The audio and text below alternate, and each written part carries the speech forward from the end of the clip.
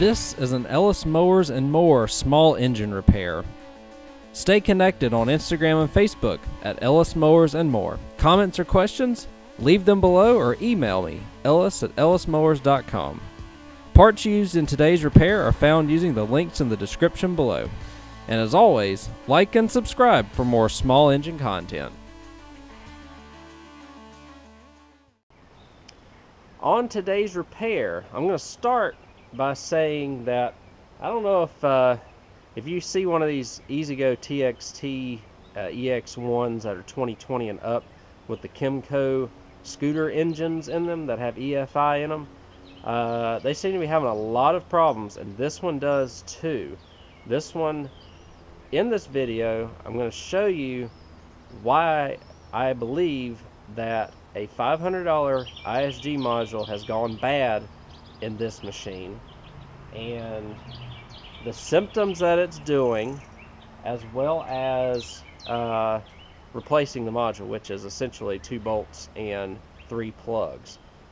But just a word of caution, these EFIs are nice. They're nice and responsive, but again, you started adding the complications of computers and modules and things like that, and you got a Chinese engine, a lot of Chinese parts associated with it, a lot of adapted parts, because this originally was a carbureted engine that they added EFI to, and a few other things that will complicate this a lot more than just your standard carbureted golf cart that's out there. And we'll see. Again, in this video, I'll show you how to do everything and why I believe it was the ISG module.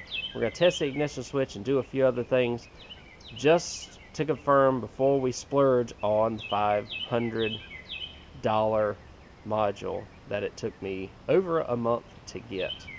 So, if you have any comments about these newer E-Z-GOs, what you've seen about them, feel free to put them in the comments section. It seems like, looking at forums and whatnot, these ISG modules are extremely common failures in these 2020 and up E-Z-GOs with the Kymco scooter, adapted scooter engines in them. So, let me know what y'all think. We're going to get started on this repair and the testing and whatnot that I did before I purchased a new ISG module for this. Let's do it.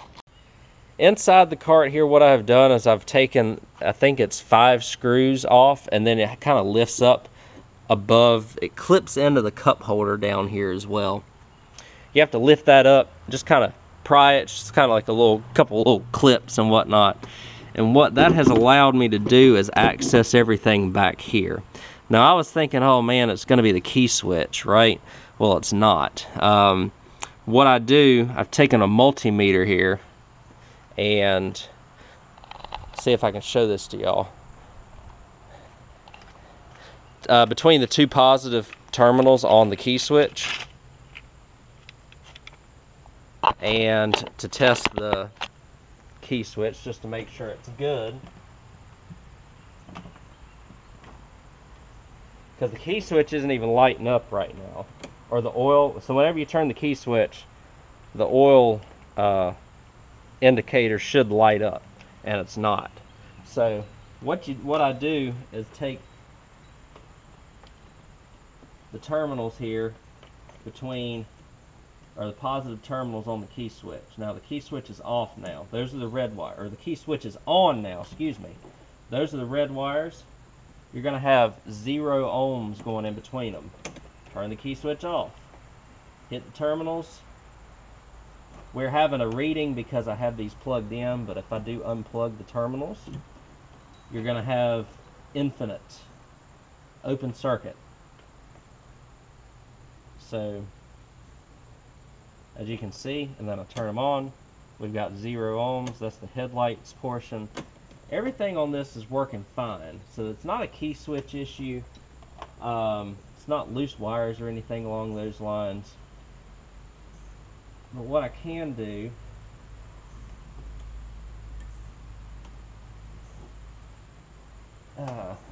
I'll check real quick and see if I can do another test. So we're also getting, now that I've hooked the wires back in, we're going to check voltage at the key switch. Voltage at the key switch between the two positive terminals is, I don't know if y'all could see it, 12.55 volts. That's more than enough to get this thing going. We can even check it on the positive side of the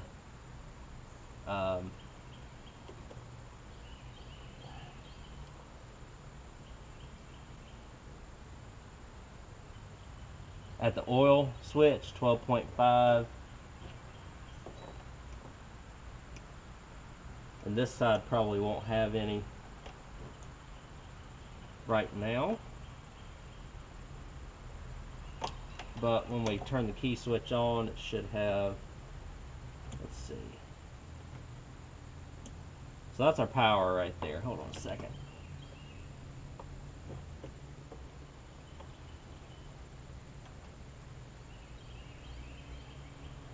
So we actually have full continuity. Let's see. There's our voltage. As that voltage goes to nothing when we turn the key switch on, which is what it's supposed to do. So everything on the key switch is working correctly.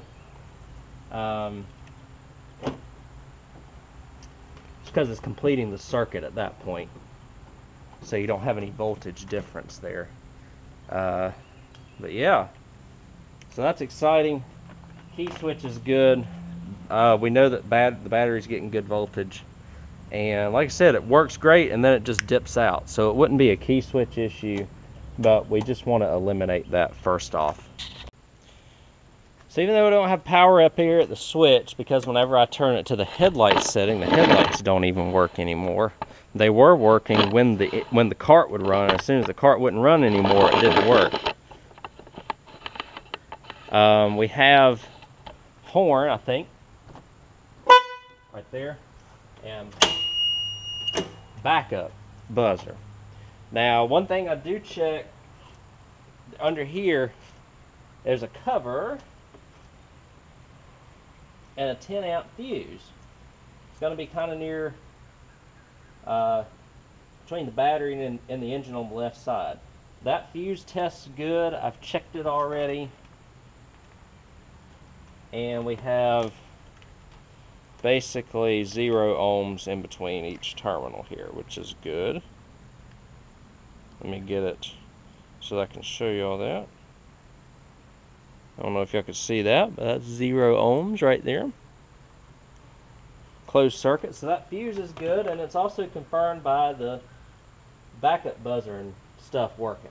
Now the other thing is the fuel pump doesn't work.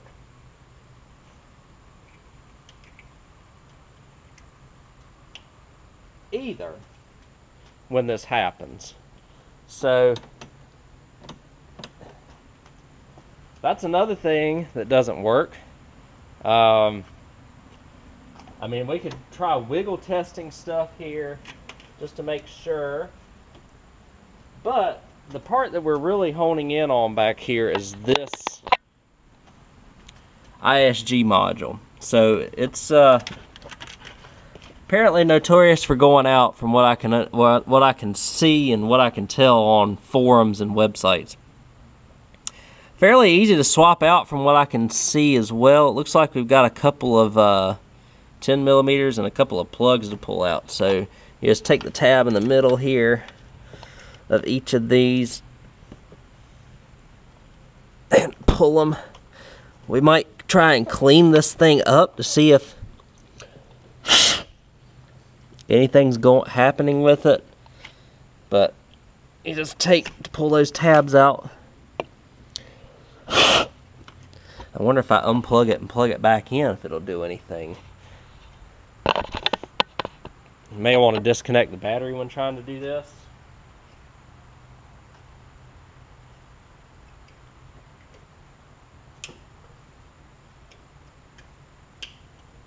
Yeah, it ain't doing a thing.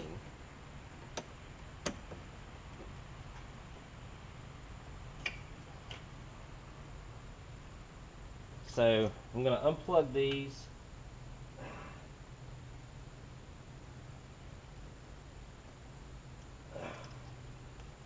what I'm going to do is make sure that I have the proper voltage going to it, just to make sure that it's not a low voltage issue. And if it's not, then I'm pretty convinced that that's what it is. And we'll go about swapping it out. So to do a voltage check on this, I've taken the black wire,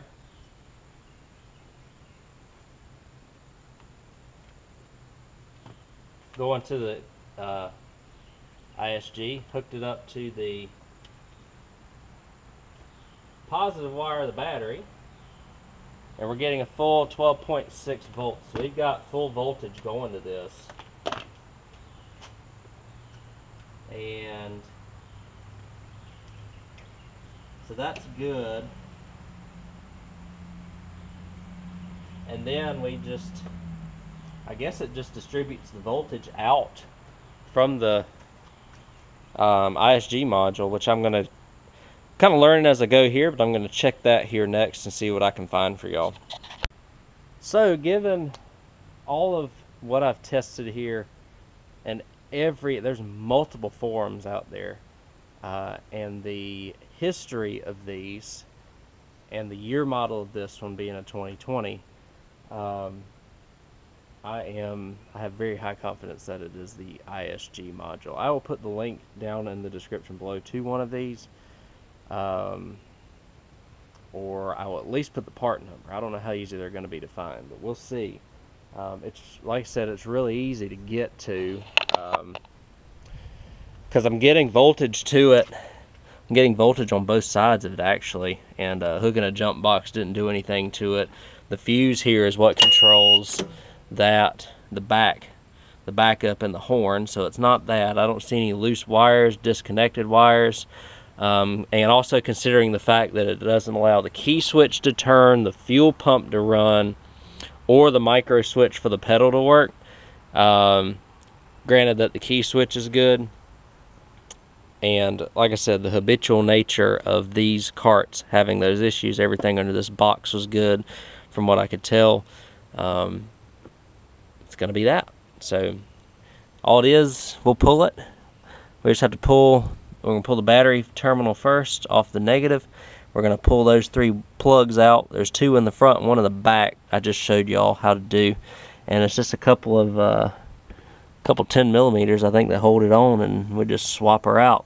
It just kind of sucks because it's $500+ part, but like I said, I have high confidence that that's what it is, so we'll swap her out next. Well, here we are about a month and a half later, waiting on this.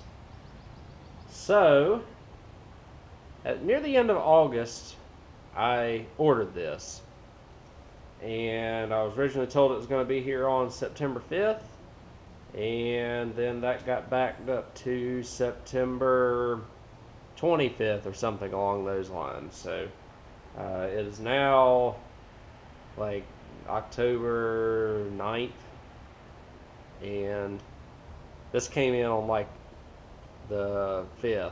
So again, we waited just over a month. Actually pretty good, all things considering. If you look on the forums, these things, some people have said they waited it anywhere up to 3 or 4 months. Maybe the supplies situation is getting better now, but nonetheless, this item right here was about $500, and it should fix our issue. Everything I looked online on forums and everything says that it's this ISG module. Some things said ECM. I'll show you where that is while we're in here, because I've done a little bit more learning and researching since I did my portion of the video before this. But I saw a lot of other people say, well, I put 3 ECMs in it and it started doing the same thing, and a lot of other folks on forums are like, ISG module. So that's what we're going to do. High confidence that this is going to fix it. Again, it's literally just 2 bolts that hold this thing on. You can see the mounting post right here. Pretty self-explanatory where it's going to go whenever we plug it in. It's 3 plugs and 2 mounting posts, and you're good to go. So I already showed y'all how to take it off or where it is on the machine. I'm going to go ahead and put it on, and just kind of let it sit out here and see if it acts up anymore for me. And just as a quick review, once you get down here, you have 3 plugs, 1, 2, and the third one is sitting on the back there in the back. You access it from underneath the cart on the back side, and then you have 2 10mm bolts, one right here and then one again on the back side, which you'll see when you crawl under the back of the cart. We're just going to again swap this out. I put it back in just so I could at least drive it around, since it took forever and a day for it to get here.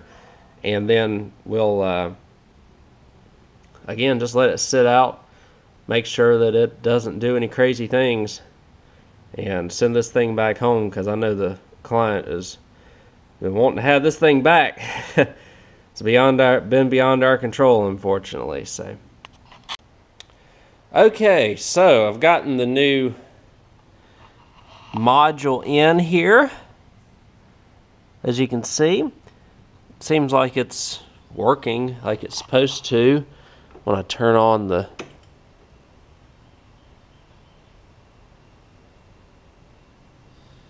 everything, the fuel pump's working.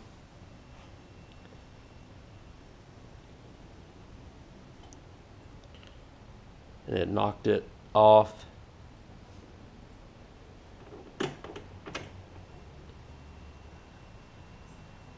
It's priming the fuel pump pretty strong there.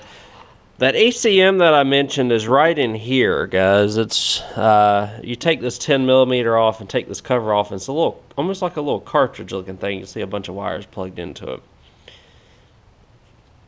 Don't think that's the issue on this. I think it was this ISG module, because the ISG module distributes all the power throughout the golf cart. And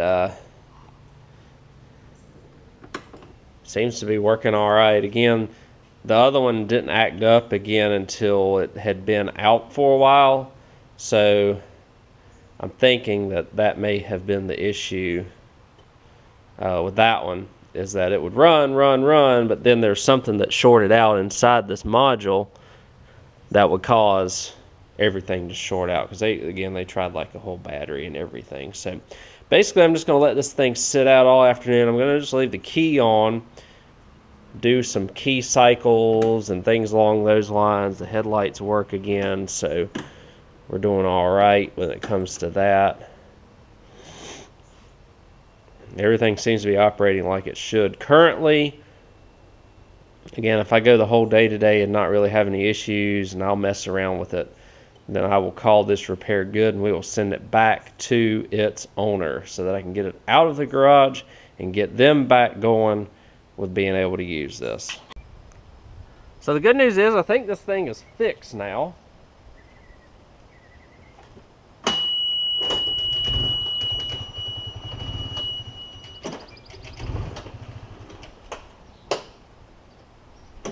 And the reason why I did that right there is I've had this sitting for about 10 minutes. What it was doing originally was that it was timing itself out almost. It's almost like it had a timeout feature on it. And it would just stop and be dead, and you had to cycle the switch off and on. And progressively over the day, it would get worse and worse and worse to where it wouldn't do anything at all. So I've left the switch on every time I've hopped on this morning. It's been a couple of hours. It's been running great. So I think that's what it was, guys, the ISG module. And I tell you what, I think E-Z-GO is going to have some problems with these. Just looking at forums and things along those lines, with these Kymco adapted scooter engines that they added fuel injection to and put the ECM on, and the ISG modules. There's a lot of them that have been going out, and I had to wait a little bit of time to get this ISG module to the tune of $500. So just remember, EFI, nice, responsive, but you're talking about O2 sensors, computers, and things along those lines that older carbureted engines do not have on them. So keep that in mind, and I would venture enough to say, if you see one of these with the Kymco engines in them, which they'll say right on the got a little K on the little model sticker in the under the seat there on the engine, that you probably should just not buy it. Considering the amount of ISG module failures that I have seen when looking up forums online, and the amount of time that it has been taking to get these modules in to customers, it's not good. Especially considering that a lot of the carbureted stuff is very simple, just a few switches, and pretty easy to diagnose and fix. I've done a few of these on the channel, so let me know, guys, what y'all have experienced, if y'all have experienced anything with these newer E-Z-GO. This is an EX1 machine, and what y'all have been seeing in them. I'm not seeing really good things. I wish that this was a little bit less jumpy. It's nice and responsive, but really jumpy off the line. That's what the customer doesn't like. I tried to adjust the governor a little bit, but then it wouldn't climb any hills for. So we had to get it back to where it was originally. Let me know what y'all think, guys. I don't do a ton of golf carts, but I guess I know enough to be dangerous. And looking on forums, these are ones not to get, apparently. So thanks again for watching, guys, and I hope that this helped y'all diagnose and fix your E-Z-GO, EX1, any of these models that are 2020 and up that have these Kymco scooter engines in them with EFI. Again, thanks as always for the support and for watching these videos, and I will put the model numbers, or the part numbers to the original ISG module, as well as the superseded part number for these ISG modules that have a larger heat sink and things along those lines, in the description below. Take care, and I'll catch you on the next one.